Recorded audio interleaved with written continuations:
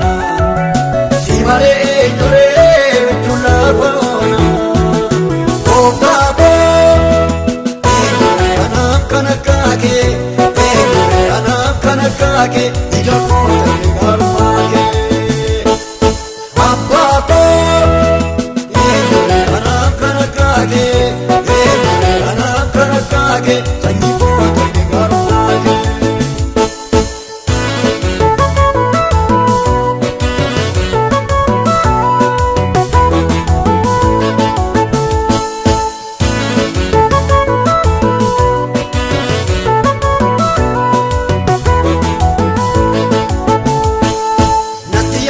tama gocha kesanatu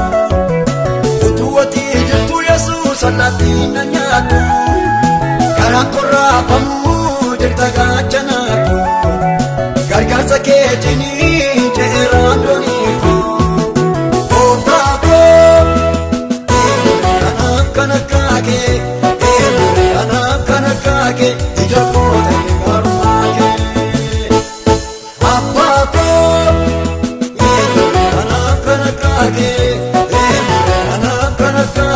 sanyi garumage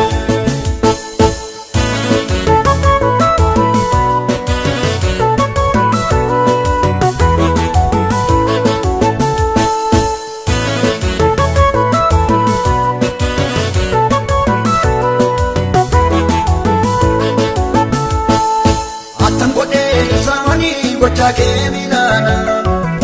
agonana wante karragalana baragade darbetani mume katamore arrakuno namni karake namare okabo anam kanakake ijako garumage abba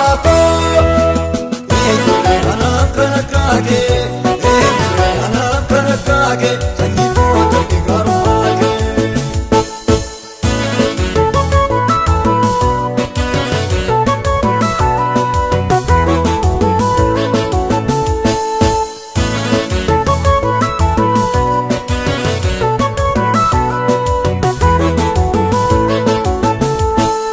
narati ogatuni bayera manese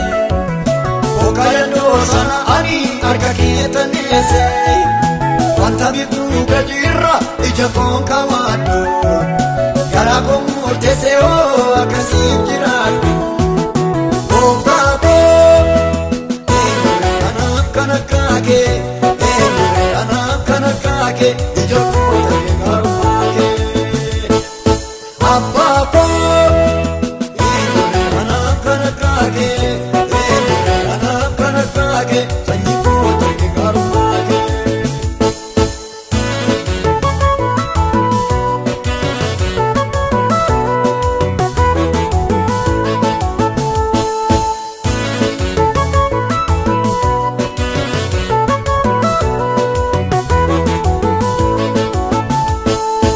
Apotika beno adunya kanara bayina kashitini kanunda garara arkasani kulla yesus garaketo nabu wangari ojete malo enyu kamilka